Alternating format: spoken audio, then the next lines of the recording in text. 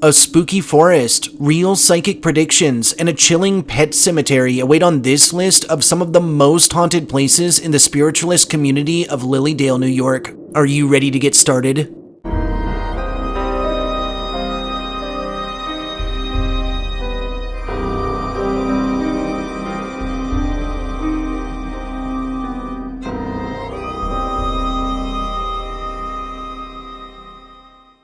Hey guys, and thanks for tuning in for this look into the history and hauntings of Lilydale. Recognized as a popular and prominent community of psychic mediums, spiritualists, and practitioners of other archaic belief systems, this humble townsite has been reading fortunes and healing the sick since the late 1800s. But two of its facets that many aren't aware of is its interaction with important social and civil rights movements, and its own assortment of associated ghost stories and chilling folklore. Let's jump right in.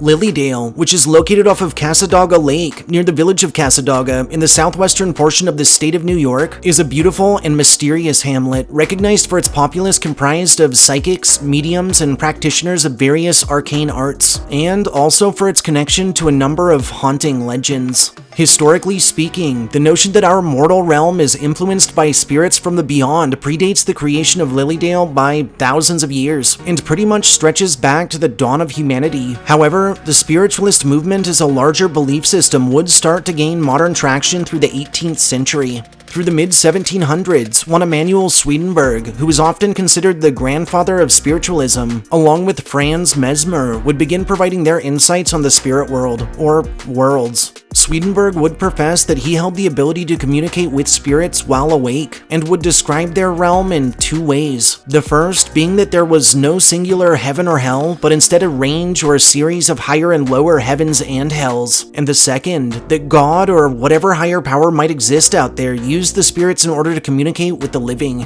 To make his theories all the more compelling, Swedenborg wasn't just a spiritualist. He was actually an accomplished and highly esteemed scientist and inventor who'd achieved an assortment of prominent engineering innovations, namely through his studies of physiology and anatomy. And notably, in 1741, and following a slew of dreams, visions, and what were described as intense mystical experiences, he would state that he believed God was calling to him to reform Christianity as a whole, and in turn to introduce an entirely new church and religion. Now, paralleling Swedenborg was one Franz Mesmer, and while Mesmer didn't dabble as much in the religious aspects of spiritualism, he would delve into the intricacies of what he called animal magnetism, and would introduce his technique of putting his subjects into a trance which would often allow them to communicate with the other side, a technique now recognized as, you guessed it, hypnotism. Over the years, spiritualist belief systems would grow in popularity, and while a great deal of their utilization was for showmanship and profit, especially through the Americas in the 19th century, those true to the path strayed not. Notably, a man by the name of Andrew Jackson Davis, who was born on August 11th of 1826 out of Blooming Grove, New York, and who would combine the prior teachings of both Swedenborg and Mesmer, would, through his studies, push the movement that much further towards validation. An avid spiritualist over his years, in 1847, Davis would publish a book called The Principles of Nature, Her Divine Revelations, and a Voice to Mankind, which was actually dictated by him to a friend while he was mid-trance state, and this powerful work eventually grew to become considered almost canonical towards the spiritualist movement in a time when it still lacked a worldly unification of views. A year later, on March 31st of 1848, Kate and Margaret Fox of Hydesville, New York, would report making contact with the spirit of a murdered peddler whose body was found within their house, and that communicated with them through a series of rapping noises that were heard by onlookers and skeptics alike. These odd events would mark this date as what many spiritualists consider the very beginning of their modern movement, and the sisters would go on to be welcomed to perform a range of high-profile seances across the state. Sadly, though not surprisingly, spiritualists still remained a relatively foreign concept to predominant religions such as Christianity, with believers, mediums, psychics, and students of the arcane arts often scrutinized, or chalked up as simple well-wizards or performers looking to turn a profit off of the gullibility of the American public. And eventually, practicing spiritualists began holding meetings, camps, and study groups, which were often described as societies, in order to surround themselves with like-minded believers and free thinkers. By the mid-1850s, the US would boast over 1 million professed spiritualists and nearly 70 specialty newspapers, and their religion would center on the concept that following earthly deaths, the spirit would continue to grow and learn, while also retaining some of, if not all of its mortal interests.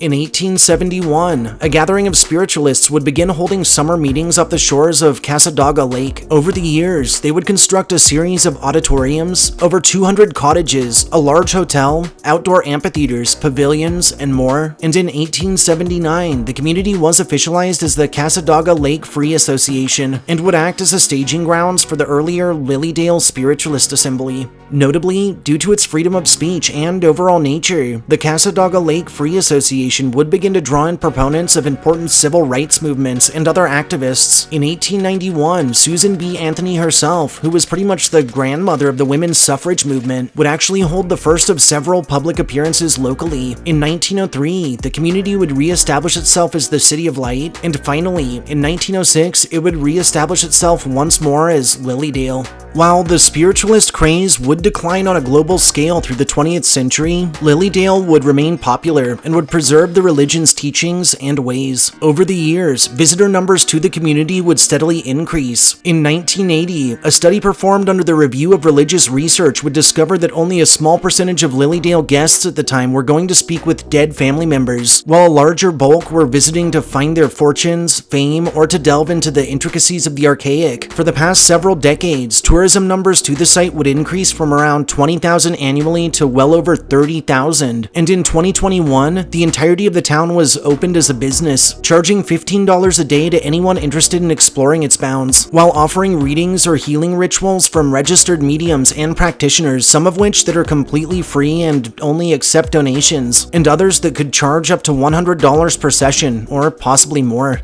In the present, Lilydale remains a popular tourist destination that totes around 50 registered mediums at any one time, but additionally is fundamentally so much more. Its members have thrown out showmanship and theatrics entirely, and take their work very seriously, contributing to the community's reputation as a mysterious and fantastical place, where fates can be changed and where the word unbelievable loses all meaning. As one of the most spiritual places on Earth, it may come as no surprise that Lilydale also acts as home to its fair share of spirits, and this quiet town site is no stranger to ghost stories and tales of the otherworldly, with both locals and visitors alike reporting odd malfunctions with personal electronics, extreme temperature fluctuations without cause, and encounters with shadowy apparitions that are usually sighted out of the peripheral. Enshrouding Lilydale are the majestic and powerful Leolin Woods, which, in themselves, act as a conduit to the paranormal. Recognized as one of the most unique old-growth forests in the Northeast, if not in America, some of the trees and foliage here, which include hemlock, basswood, maple, red oak, white pine, black cherry, and cucumber magnolia, have been growing for thousands of years, and those who walk amongst the locale's dense thickets have reported both disembodied voices and footsteps detected cutting through the thick brush, encounters with apparitions in clothing spanning the eras, and visions, some that foretell the future, and others that play out scenes unrelated to the experiencee and from different time periods entirely.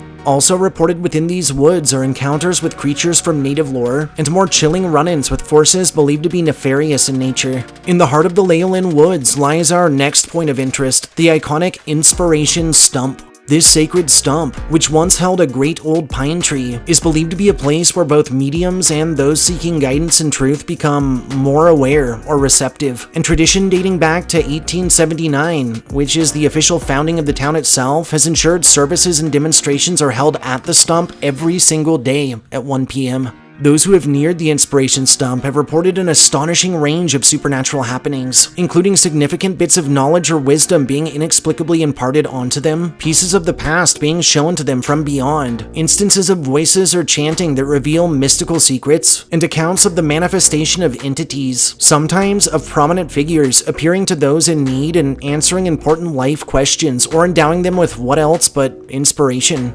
Also reported across Lilydale are objects sighted moving on their own, instances of its houses' doors and windows opening and closing by themselves, and strange fogs or mists that descend upon the area alone on otherwise clear nights. And a large number of paranormal investigations have yielded high EMF levels, crystal clear EVPs, hits on thermal grids, and contact made through communicative devices. The Lilydale Assembly Hall, which was constructed in 1888 as a pseudo-church and meeting space for psychic mediums and spiritualists, holds a history of the community as well as a range of portraits and pictures detailing various eras of its existence. Currently, this location is often utilized by residents as a place of worship, lectures, and demonstrations, and those who have graced the premises have told of extreme cold spots or chills, the feeling that someone or something is always watching or even following, and encounters with the apparition of a bearded man in Victorian-era clothing and glasses. Other hotspots across Lilydale include the Fox Cottage Memorial and Meditation Garden, where visitors have reported knocking and scratching sounds and full-bodied apparitions in clothing spanning the centuries, and the Maplewood Hotel, where guests have told of shadowy figures, footsteps heard after dark, and of awakening in the middle of the night to the feeling that someone or something else is in their room with them. Lastly, the Lilydale Pet Cemetery is believed to hold the energies of all those beloved pets laid to rest within, and those who have paid visit to its grounds have documented run-ins with the ghosts of said lost companions, as well as startling instances in which their surroundings come alive, and spectral animals run wild for a time before vanishing only moments later.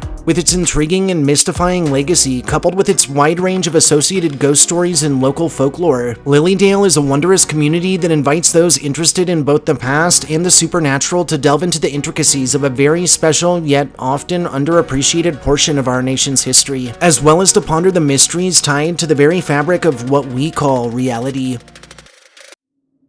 Thanks for joining me in exploring the mysteries and hauntings of Lilydale. If you enjoyed hearing my histories and ghost stories, subscribe to my channel, throw this upload a like, and share me with anyone you feel could use a good scare. I'll catch you all next time.